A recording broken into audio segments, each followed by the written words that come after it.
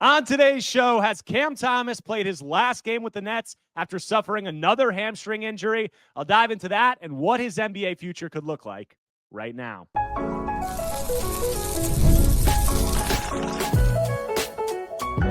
You are Locked On Nets, your daily Brooklyn Nets podcast. Part of the Locked On Podcast Network, your team every day.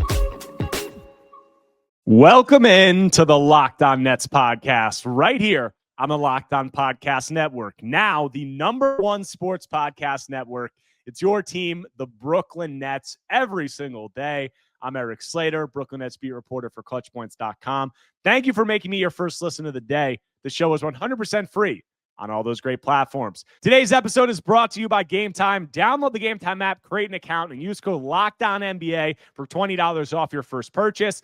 And on today's episode, I'm going to be joined by a special guest to talk about Cam Thomas's future amid another hamstring injury. We'll talk about whether we think Cam could return to the Nets next season, whether a trade is the most likely outcome, and what we think his NBA future will look like.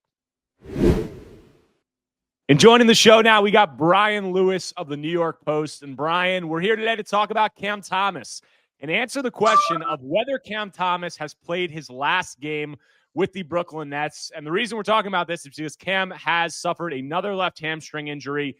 He was ruled out for at least 3 to 4 weeks. So with the uncertainty stemming from the failed contract negotiation this season, that brings about the question of, is this the end of the road for Cam Thomas, and has he appeared in his last game? But before we get into kind of the weeds of that, we just have to discuss the timeline a little bit. And, you know, on Friday, the Nets said Cam would be out for at least 3 to 4 weeks. So my just speculative read on that is, 3 to 4 weeks, reevaluated in 3 to 4 weeks is what the Nets said. So for me, conservatively, you're probably looking at least around 5 weeks that he's out, because there needs to be a ramp up after he gets cleared for play. And that would put you right up to December 15th, which is the date that him and a lot of the other free agents who re-signed last season, offseason, are eligible to be traded. So that brings an interesting conversation about. But in terms of the timeline, I know you just put out a piece where you talked to a medical specialist who knows a lot more about this than I do. So you have anything to add on the timeline there of when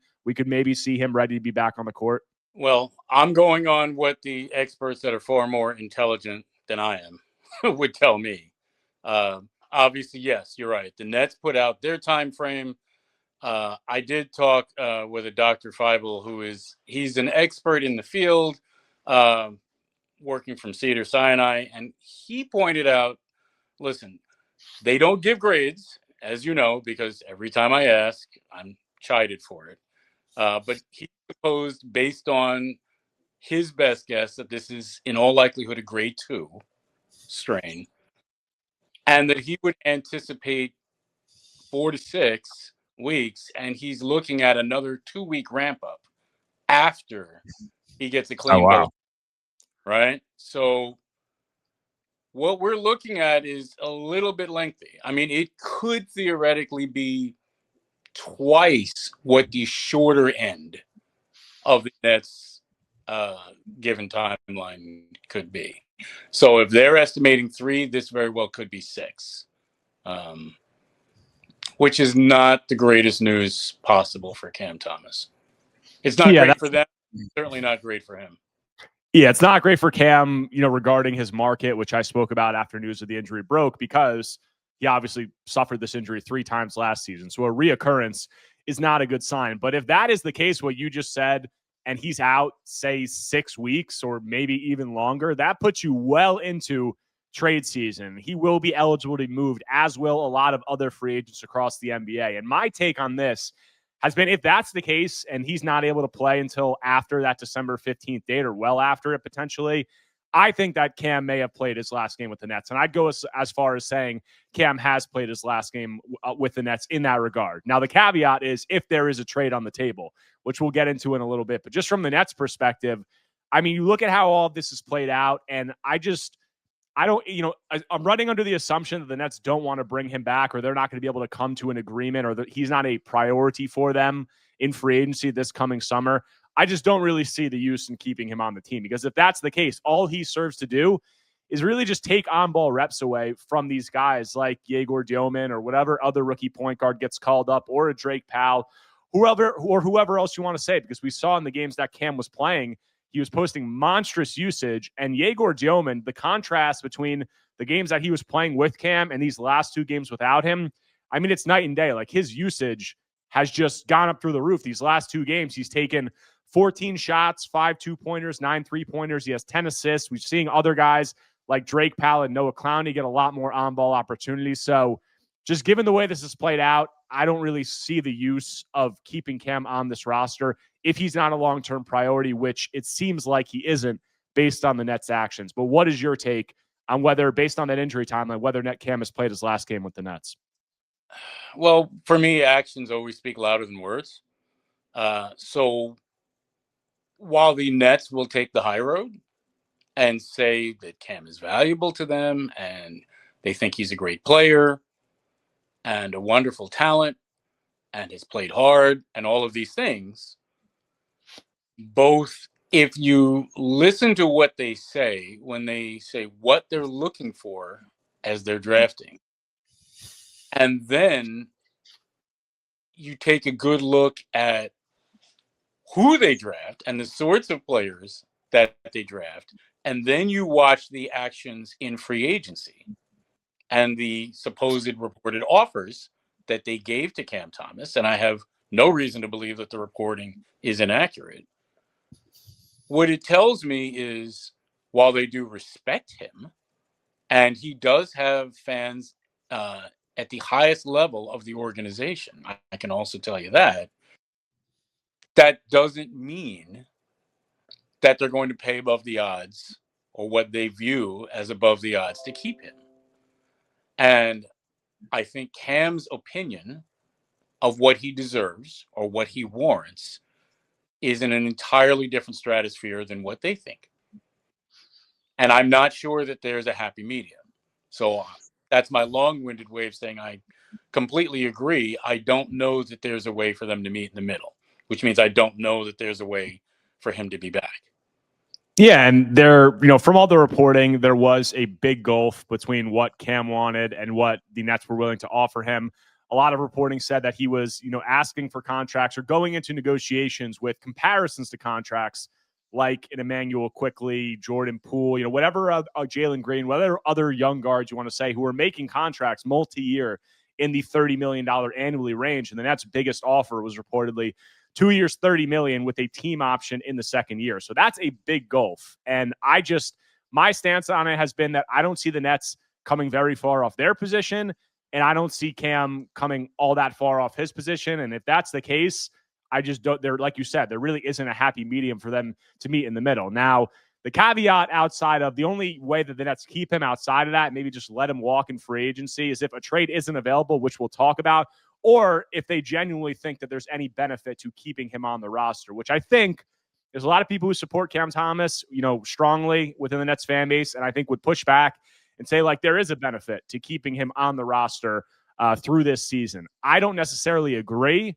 but what is your take on that? Because to me, in a season where it's a lot about development, his presence it really just seems like it's taking away a lot of on-ball reps. And I'm watching these games where Yegor Dioman is watching Cam Thomas for the overwhelming majority of the game, and he's just a bystander. And I don't really see how that benefits his development. Yeah, I mean, Cam puts the dominant in ball dominant, right? I mean, he's going to suck a lot of air out of the room. That's just the way he plays. That's the sort of player that he is. And if you're looking to develop, particularly, a guy like Yegor, Cam's usage rate is going to be so stratospheric that it's going to keep Yegor off the ball. Now, if you think that's where Yegor is going to end up being, fine, I guess. But I do think while Cam can help you win a game or win 2 games or win 3 games, because there are games where he's going to go off and threaten 40 points or maybe get 40 points. And I do think tasting victory is good for any young player's development. Big picture, I'm not sure that taking the ball out of Yegor's hands and watching Cam pound it is necessarily going to be in the long-term best interest of the Nets. Yeah, and it's not always like Cam is a very ball dominant player, and it's not like I'm not saying this in the sense that he's just like always selfish or he doesn't want any of these other guys to have the ball. Like it's not always his fault.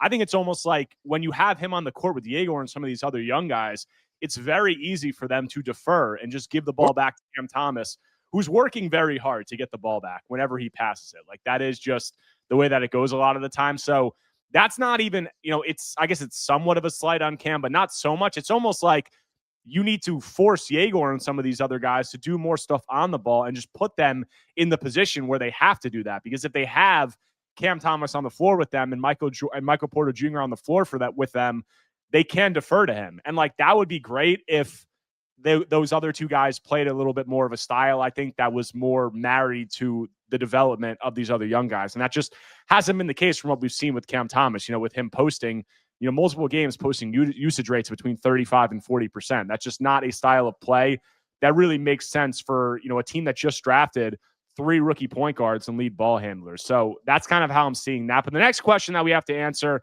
is if it doesn't make sense for these two sides to remain in partnership, is a trade on the table? Not a particular trade, but any trade. And can they work that out? And will it get to a place where Cam could be off the roster sooner rather than later? So we'll get to all that when we continue Locked On Nets after a quick break.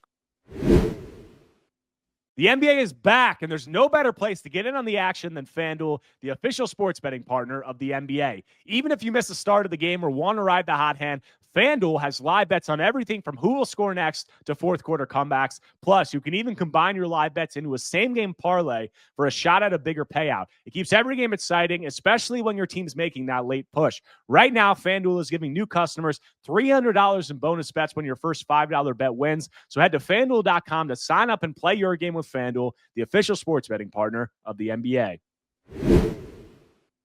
If you're still overpaying for wireless, it's time to say yes to saying no. At Mint Mobile, their favorite word is no. No contracts, no monthly bills, no overages, no hidden fees, no BS. I said yes to making the switch and getting premium wireless for just $15 a month. Guys, Mint makes it simple. All plans come with high-speed data and unlimited talk and text delivered on the nation's largest 5G network. You can even bring your own phone and keep your same number and contracts. Guys, I love that you're getting the same quality service you had before, but for a fraction of the price. The setup is super easy. You keep your number, and then you're running in minutes. Ready to say yes to saying no? Make the switch at mintmobile.com/LockedOnNBA. That's mintmobile.com/LockedOnNBA. Upfront payment of $45 required. Limited time new customer offer for first 3 months only. Speeds may slow above 35 gigabytes on unlimited plan. Taxes and fees extra. See Mint Mobile for details. Coming back from the break on today's Locked On Nets episode, talking with Brian Lewis from the New York Post about Cam Thomas and whether he has played his last game with the Brooklyn Nets amid his hamstring injury. And Brian, talking about a trade market with Cam Thomas is always an adventure because it's really tough to gauge what, the market looks like. But there is an added wrench into this because with Cam signing his qualifying offer, he does have a no trade clause. So if we get to that December 15th date where he is eligible to be traded, whether or not there's interest in him around the league from other teams, he's going to have to agree to any trade. So this is really him having his say. His representation would have to work with the Nets to find a deal. And, I'm not sure how expansive the market for Cam Thomas is going to be outside, just based on what we saw with how his free agency played out this summer. But I do think it's a situation where I think some team will be willing to take him just based on getting a player like him at that discounted price. When you think about, kind of projecting forward what a trade market for Cam Thomas could look like, what is your expectation been? Well, listen, I'm certainly not going to sit here and tell you that a guy who's going to average 20-something points a game is untradeable. What I would say is, as of a year ago, to say that the market was tepid would be probably overstating it. Nets or Cam did not have a market, right? The Nets were not fielding calls with people looking to trade for Cam Thomas. Now, it's possible that that's changed, right? In the last year, I don't have any knowledge that it has. And I don't think him suffering a fourth hamstring injury since the beginning of last season has helped.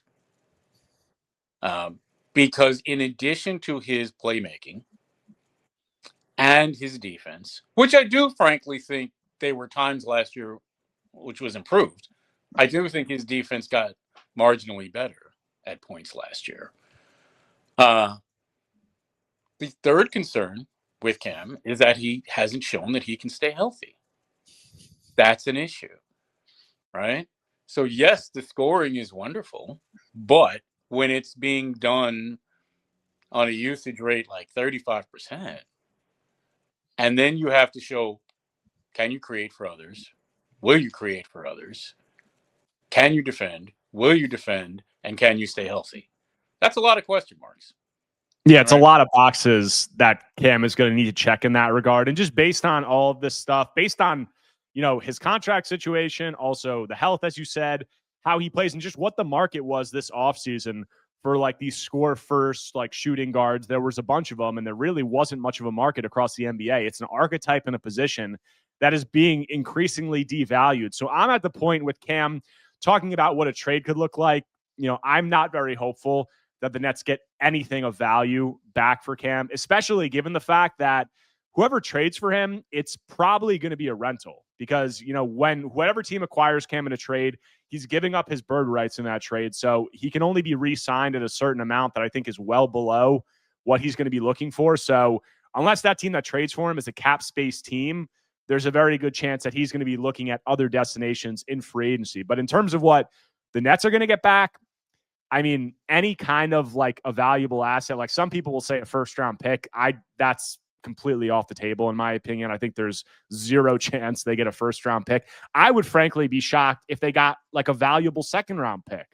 I just don't know if there's going to be any trade market. I think a team will want him. I think there's teams that will be interested in getting him, given he's only making $6 million and they can match salary easily. But I think we might be looking at like a bad or multiple bad second round picks. I just don't see it really exceeding that. I think it's overly ambitious to think that they're getting a first round pick for Cam Thomas.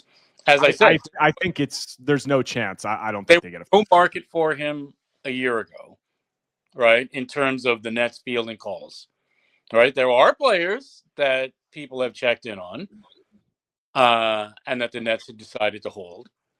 Cam Thomas was not one of those. The market was not there. And I don't think that's changed. So I would not expect to get a first round pick for him.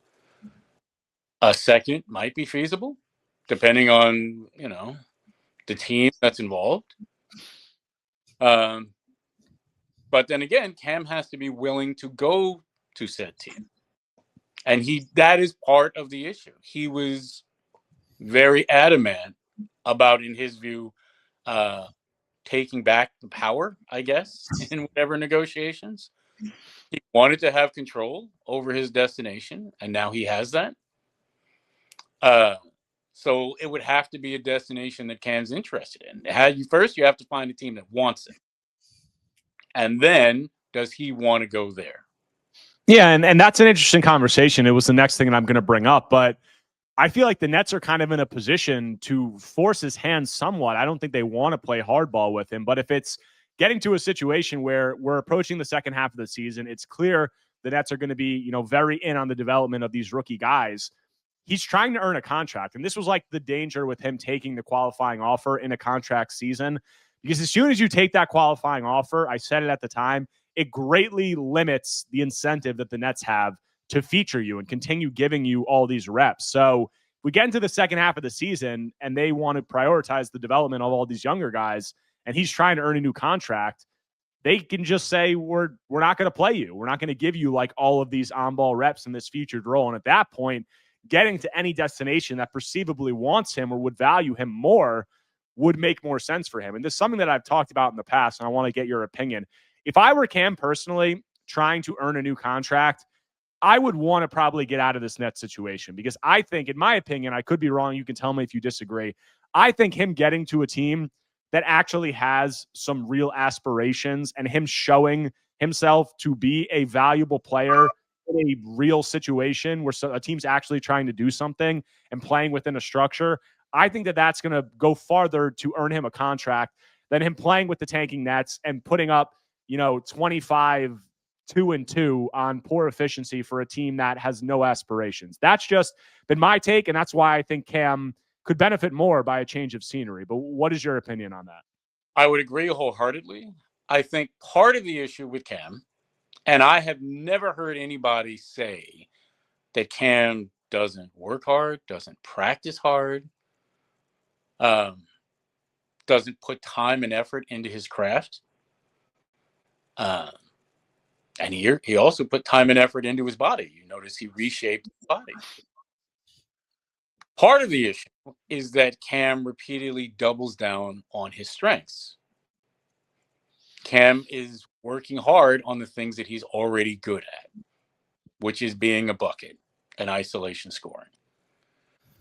I'm not sure about him rounding out the other areas, right? This comes back to the same issue. All right. So, I mean, I would tend to agree with you 100%.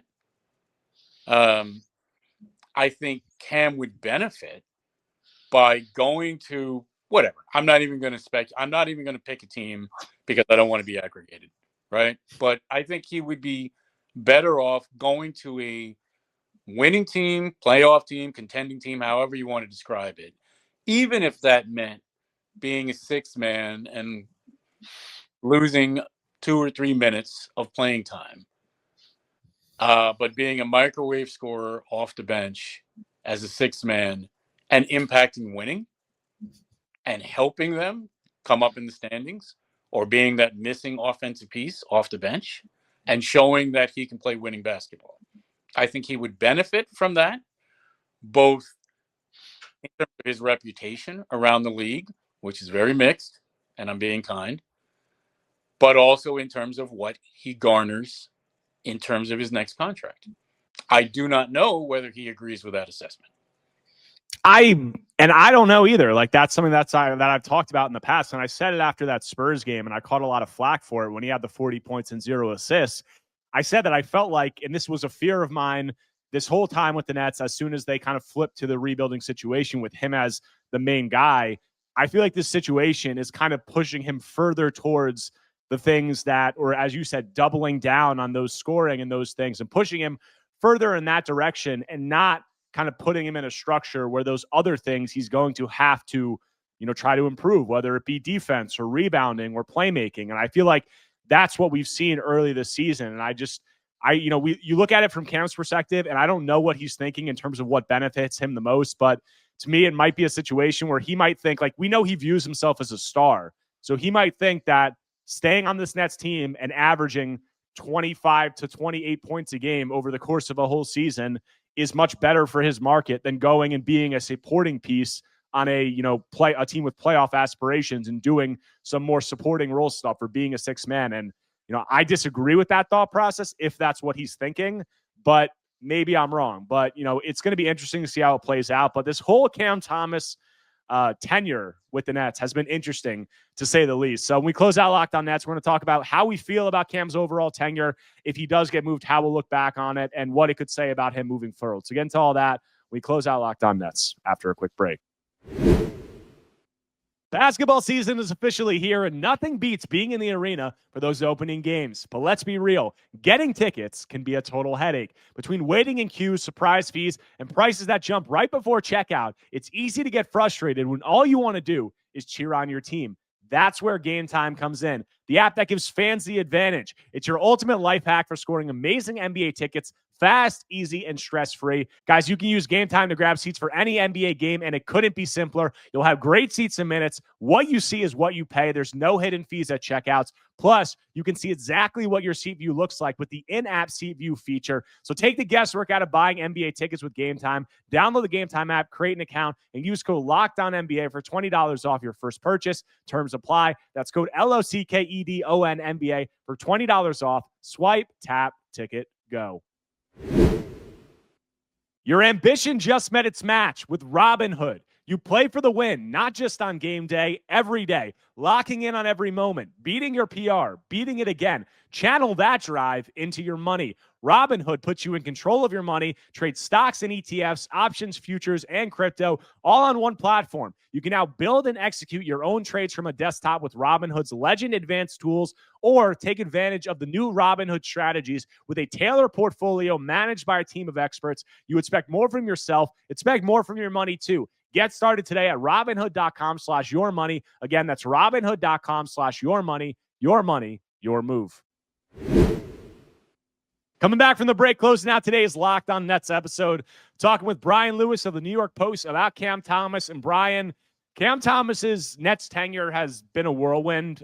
In my opinion, it seems like it's coming to a close, but this is a player who has continued to be one of the most polarizing players in the league. He can, at least among fans, I think there's a little bit more consensus among front offices than fans would like to think. But, you know, he's a player who has this elite scoring ability. He was a 27th pick in the draft, and by all accounts has far exceeded his draft slot in terms of expectations. And yet, the discourse surrounding him, it remains kind of scattershot. But, you know, he came in, he obviously sat on the bench those first 2 years, and then these last 2 seasons cracked the rotation with the Nets kind of going to a rebuild and then a tank, and has had a feature role. But even then, it kind of just seems like this Nets team has never really been too in on him, despite all the things that he's flashed. And that's coincided with a portion of the fan base and the NBA community overall that gets more and more invested and, you know, enthralled by his scoring. So it's just been a really strange dynamic. When you look back on his Nets tenure, just how do you think you'll view it? And like, what is your evaluation of, you know, how both sides kind of went about this? Well, listen, he outperformed his draft slot. I don't think there's anybody that could deny that. Not all first round picks are created equal, right? Drafting 27th is not the same thing as drafting 7th. It's just not. He's been a successful draft pick. He has outperformed where he was drafted, and he should look at that as a success. Having said all that, I mean, he's provided some completely unforgettable moments. Several of them have been in the Garden. But I think I presumed from the minute he came back on a qualifying offer that spelled his exit, you know, at some point, whether that was in February or whether that was in June, one way or the other. Nothing that's happened since then has changed my mind. I still think that is the most likely scenario, is him exiting Brooklyn. I don't know when, but that's always been my assumption since he came back on a qualifying offer. So good draft pick, good scouting, good draft pick, a guy who's outperformed his draft slot, a guy who probably could have been even better, just simply with the self-awareness to work on certain things and certain aspects of his game. But now, again, I don't like playing amateur psychiatrist, so I won't do it. But it's very clear that when faced with certain things, his natural inclination, I mean, he's a competitive guy and a very proud guy. That's how he got to where he is. That's how he's become one of the better natural scorers in the NBA, right? But his natural inclination in a lot of these situations is to naturally be defensive against what I guess he would view as a narrative. So when he's asked after he gets hurt a third time with the same hamstring at the end of last year, hey, is there anything that you might need to change in terms of kinesiology or gait or diet? No, of course not. I'm going to keep doing what I'm doing. Well, now he's got a fourth one. He came back and he clearly put in effort on his body, because that's not an accident. You don't get in that good shape by accident. It doesn't just happen. He put in the work. But when asked about it, he didn't want to acknowledge it. He said, well, it looks good in the mirror. That was a very strange response. And yeah, like I asked him. I get it. I understand. But that's the way he operates. He doesn't want to acknowledge what this is about, even though his teammates have acknowledged that that's what it was about. Yeah, and I talked to Cam. We talked to Cam after the fourth hamstring injury just happened. I asked him a similar question about whether or not anything's going to change, and he said, "Look, I've been doing everything right. It's just an unfortunate play. It's bad luck. And look, like I'm not a kinesiologist. I'm not a physical therapist. I'm in no position to say why these hamstring injuries are occurring. I think something probably needs to change, but that's not my area of expertise. But in terms of looking back on Cam and this Nets tenure, I think that it's just such a weird dynamic because, as you said, by all accounts, successful draft pick, like 27th pick, is going to have a long-term NBA career. That the overwhelming amount of the time, that is not the case for a number 27 pick. And yet, I still feel like there's somewhat of a failure because you have this player who has, I think a good amount of potential. I don't think he has like superstar potential like people say he does just due to some of his limitations. But if he would just invest into some of those other aspects of his game, and if he would commit to improving some of those things and changing the way he approaches things and the style of play, he could have a lot more potential and he could get a lot closer to that star label that some people put on him. And he just hasn't done it. And I think obviously a good amount of that is, due to him and a failure of him. But I also think the next organization, they haven't gotten through to him either. And that's a failure on their part, in my opinion. So I just feel like that's a strange dynamic. And also, the dynamic in the first couple seasons with like all the chaos that you could speak on more because you were here before I even got here on the Nets beat. And I don't think that did him any favors either. But the way that I'm looking at it is ultimately, I think that it's a success. But then I think after that success became clear that, okay, he has potential, there's been failure on both sides. Well, if you're saying it was a chaotic time in Brooklyn, yeah, that's an understatement. There was a lot of chaos and a lot of drama. I do think Kevin Durant, Kyrie Irving, and James Harden are three spectacular teachers to learn from if you're trying to become a bucket. If you are trying to improve your one-on-one offensive game and learn to become a better scorer, to go from an average scorer to a good scorer to very good to great, it would be hard to find better guys to learn from. And he did. He was a sponge.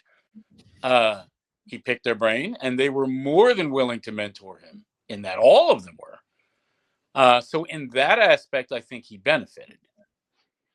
Now all other aspects.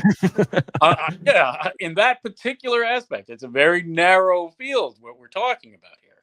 There were other aspects where I don't think the drama that went on in that organization helped.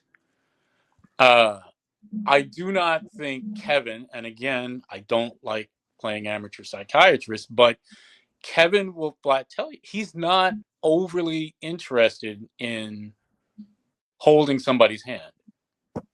He's not. He's interested in showing up early, working harder than everybody else, and being there late and becoming a weapon, which he is. But, he expected his teammates to all be adults and mature and grown, every one of them. And he was not going to follow anybody around or try to go inside their brain and rewire them to be something that they're not. I can't speak to James because James wasn't here as long. Okay. Yeah. Mm-hmm. But Kevin was here for a minute. And Kevin Durant was not interested in trying to remake somebody at all, ever.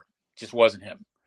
So from that aspect, I don't know whether Kevin was going to prod Cam, hey, you really need to become a better defensive player, or you really should work on this aspect, or you really should improve how you come across in these interviews, or any of that stuff. He's not going to do that. I mean, we've heard Kevin talk and we've heard him say, like, Kevin has become a good passer, a high-level defender throughout his career. So not saying he doesn't care about that stuff, but it comes back to bucket getting with him. That's always been his thing. That's why he hitched his wagon to Kyrie Irving for so many years. And I think there's obviously value in that. But I think, his approach and the way he viewed that, I think that he's like, NBA players aren't good GMs a lot of the time. I think that that's become clear throughout NBA history. And I think Kevin was a pretty great player, pretty bad GM. And in terms of mentorship, as you said, the offensive, bucket getting and all that stuff, I think Cam clearly took things from those guys. And I think that they did what they could to help him in that regard. And all the other stuff, I don't think it seems like Cam has taken that much. And how does this play out with Cam? We'll see ultimately. It's going to be interesting to see, and I hope that he goes on and has a great career. I just don't think it's going to be in Brooklyn, but hey, never say never. So we'll see. But Brian, appreciate you for coming on and taking the time. You guys can find Brian's work on the New York Post. Also follow him on X. You can see it there at New York Post_Lewis. But thanks for taking the time, man, and I'll have you back on soon.